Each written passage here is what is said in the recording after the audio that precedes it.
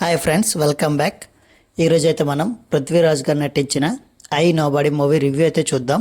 2 hours 48 minutes run టైంతో ఉన్న ఈ movie నాకు ఎలా కనిపించిందంటే నచ్చింది బ్రో. ఈవెన్ పృథ్వీరాజ్ సుకుమారన్ గారు చేసిన ఇంకో బెస్ట్ అటెంప్ట్ అని చెప్తా. ఇదొక heist action packed movie guys. ఇక స్టోరీ విషయానికి వస్తే స్టార్టింగ్లో ఒక రాబరీ జరుగుద్ది. ఆ రాబరీ వల్ల హీరోకి కలిగిన నష్టాలు ఏంటి, అతను ఫేస్ చేసిన ప్రాబ్లమ్స్ ఏంటి, ఇదే స్టోరీ.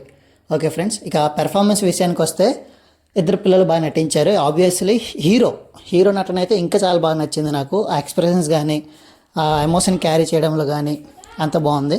ఇక ప్లస్ అండ్ మైనస్ పాయింట్స్ గురించి వచ్చేస్తే హీరో యాక్టింగ్ అయితే ఆబ్వియస్లీ అదర్స్, ఇంకా రిమైనింగ్ యాక్టర్స్ కూడా బాగానే యాక్ట్ చేశారు. నెక్స్ట్ ఫైటింగ్స్ అయితే కొరియోగ్రఫీ బాగుంది. కొన్ని సీన్స్లో అయితే స్లో మోషన్లో ఫైట్స్ కొరియోగ్రాఫ్ చేశారు, అది నాకైతే చాలా బాగా నచ్చింది.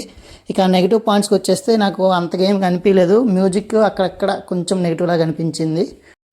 సో టైంపాస్ అవ్వట్లేదు, ఒక మంచి మూవీ ఉంటే చూసేద్దాం అన్న వాళ్ళకైతే ఇది ఒక మంచి చాయిస్ అని చెప్తా.